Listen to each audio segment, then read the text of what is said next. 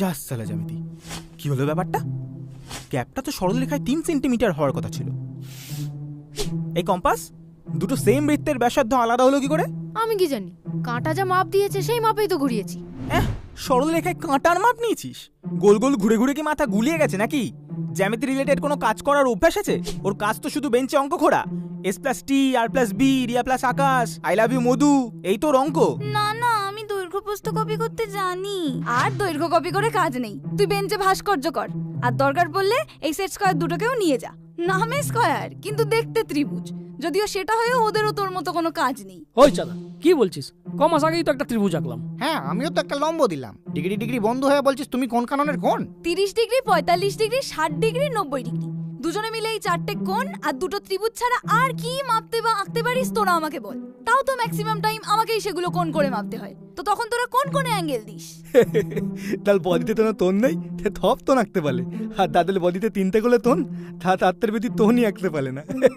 কি বললো দাদা? আরে কোনকে তোন বলছে? রাবার তো মুছে মুছে জিপটা ক্ষয়ে গেছে। ও আচ্ছা, দাদা তোমার কান কিন্তু খুব সার। হবে না, আমি তোর থেকে 15 ডিগ্রি বড়, মানে সবকিছুতেই 15 ডিগ্রি শার্প। এরে বাস, এত শার্প? তাহলে শুধু শুধু জ্যামিতি বক্সে জায়গা না খেয়ে একটু কাছে হেল্প কর না। না হলে কাঠ মিস্ত্রির দোকানে মাটামের কাজটাও নিতে পারিস, জানলা দরজা সোজা করবি। হ্যাঁ, পেন্সিলে বাবা তো কাঠের দোকানেই কাজ করতো, তোকে ঠিক কাঠ পাইয়ে দেবে। এই তুই কবে আমার বাবাকে কাঠের দোকানে কাজ করতে দেখলি? আরে দেখেছি তো, সত্যপালা কাঠমিস্ত্রি কানে গুঁজে লাগতো। বাবা খুব থাল। এই শার্প বলতে একটা সরলরেখায় কথা মনে পড়লো। আচ্ছা পেন্সিল, তোর মাথা তো এতদিন শার্প ছিল, কিন্তু এটা কি এঁকেছিস? এত মোটা মোটা লাইন, এর থিকনেসই তো 1 মিলিমিটার হবে, তো কি করে কারেক্ট ভ্যালু পাওয়া যাবে? প্লিজ একটু শার্প হয়ে আয়। তার আগে শার্পনারকে বলো ওর ব্লেডটা আগে শার্প করে আসতে। আজকে 2 বার আমার শীষ ভেঙেছে। আরে তোর নরম শীষ আর আমার দোষ হয়ে গেল? এই নরম কাকে বলছিস? টেবিল, চেয়ার, বেঞ্চ, টুল এমন কোনো জায়গা নেই যেখান থেকে আমি পড়িনি, কিন্তু তাও কিচ্ছু হয়নি। উঠে মোনালিসা চুল এঁকেছি উইথ এক্সট্রা ডার্ক শেড। হ্যাঁ ভাই, তুই তো একটা দাগ, সেটা আমাকে দেখলি বোঝা দেয়। কে বলবে আমার লং ধপধপে থাকা ছিল? আরে সে তো আমারও হাইট এক সময় 18 সেন্টিমিটার ছিল, এখন দেখ ছবি আঁকতে আঁকতে 12-13 দাঁড়িয়েছে।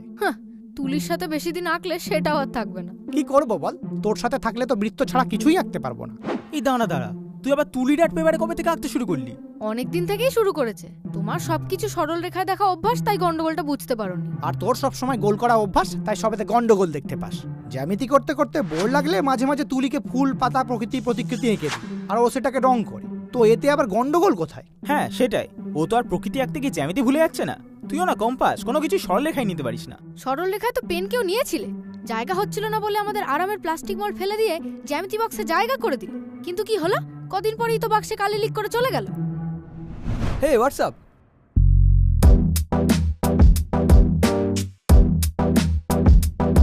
কি ব্যাপার, আমাকে নিয়ে কথা হচ্ছে মনে হলো? হ্যাঁ, আমরা সবাই বলা বলি করছো নু যে তুই কত বড় লিখবাজ। কি বলছে? লিখবাজ। ও লিখি বলে লিখবাজ। Thank you. তবে লিখবাজটা শুনতে খারাপ, আমাকে লেখক বলতে পারিস।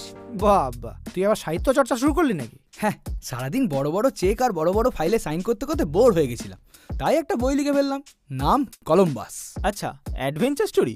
না, ওই কলম্বাস নয়। একটা কলম পরীক্ষায় কালি ফুরিয়ে বাঁশ খেয়ে যায়, সেই নিয়েই গল্প। কেন, রিফিলের ব্যবস্থা ছিল না? পেনটা তোর মতো ইউজ অ্যান্ড থ্রো ছিল। ভুল বললি, আমি ইউজ অ্যান্ড ইরেজ, তোর মতো পার্মানেন্ট নই। পার্মানেন্ট নোজ বলেই তো তোরা আজ কোনো সিরিয়াস কাজ করতে পারিস না। সিগনেচার থেকে লিটারেচার সব জায়গায় সকলে আমাদেরই প্রেফার করে। ও আচ্ছা, তাহলে আজকেই হিস্ট্রিতে দাগ দিয়ে দেখ। সিরিয়াস বলতে যা বোঝায় সমস্ত ব্যাডাস কাজই আমাদের করা, তা সে বিখ্যাত চিত্রই হোক বা বিশাল আকার ব্লুপ্রিন্টই হোক, প্রথম আঁচড়টা আমাদেরই থাকে। আর শেষ আঁচড়টা দিয়ে আমরাই সরকারি কাগজে ডিসাইড করি তোদের ব্যাডাস কাজগুলো সিরিয়াস হবে কিনা। ভুলে যাস না, তরোয়ালের থেকে কলমের ধার বেশি। হ্যাঁ, সেটা যদি আবার লাল কালির পেন হয়, পরীক্ষায় খুব কাটে। আরে ওরা নিজের ভুল মুছতে পারে না, তাই অন্যের ভুল কাটে, পুরো কাঠখোট্টা যাকে বলে। আরে আমি কি তোর মতো কাঠের তৈরি যে আমাকে কাঠখোট্টা বলছিস? আর যাদের নিজের ভুল মুছে লুকিয়ে ফেলতে হয়, জানতে হবে দে হ্যাভ নো বলস এট অল।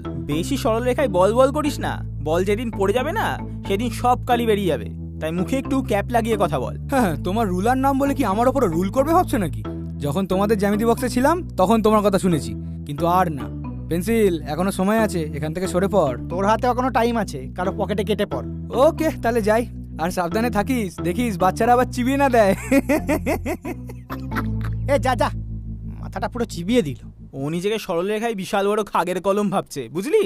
কিন্তু কথা দেখে তো মনে হচ্ছে পুরো ফাউন্টেন পেন, অহংকার ঝর্ণার মতো ঝরছে। আর আমাকে বলে কিনা জ্যামিতি বক্স থেকে বেরিয়ে আসতে।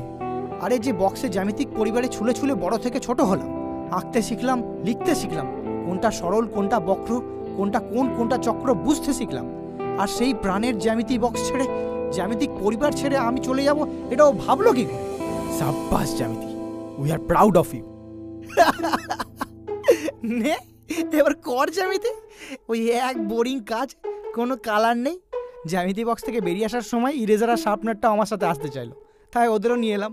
আর জানোই তো ডার্লিং, ওরা আমার বন্ধু, যেখানেই যাই একসাথেই যাই, তাই ওদের ছাড়া তো আর চলবে না। আচ্ছা বল, ইচ্ছে করছে তিনটেকেই সরলরেখায় চাপকে দিয়ে আসি। আর পেন্সিলটা যে এত বড় দুমুখো বেরোবে 1 মিলিমিটারও ভাবতে পারিনি। আমি তো আগে থেকেই গোল করে বলেছিলাম ও দুদিক দিয়েই আঁকতে পারে, তেমনি দিলেও দাগ কেটে। তাহলে এখন আমাদের জ্যামিতি বক্সের কি হবে?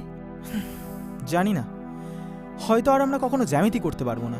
ধুর, কি সুন্দর পেন্সিলকে ঘাট ধরে ঘোরাতাম, আর কিচ্ছু হবে না।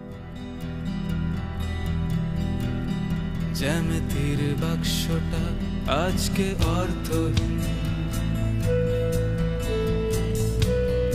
তাকে ছাড়া জ্যামিতি খুব কঠিন।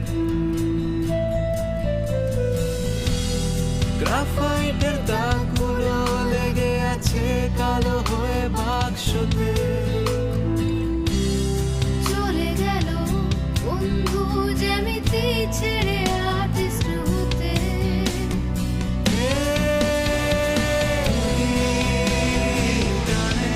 চলে গেল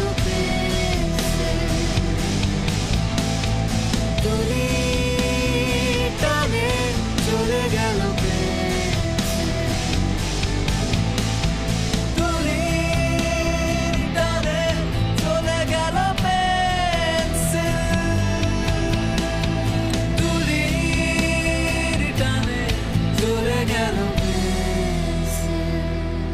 এক্সকিউজ মি, তোমাদের বক্সে একটু স্পেস পাওয়া যাবে? আমি মেকানিক্যাল পেন্সিল।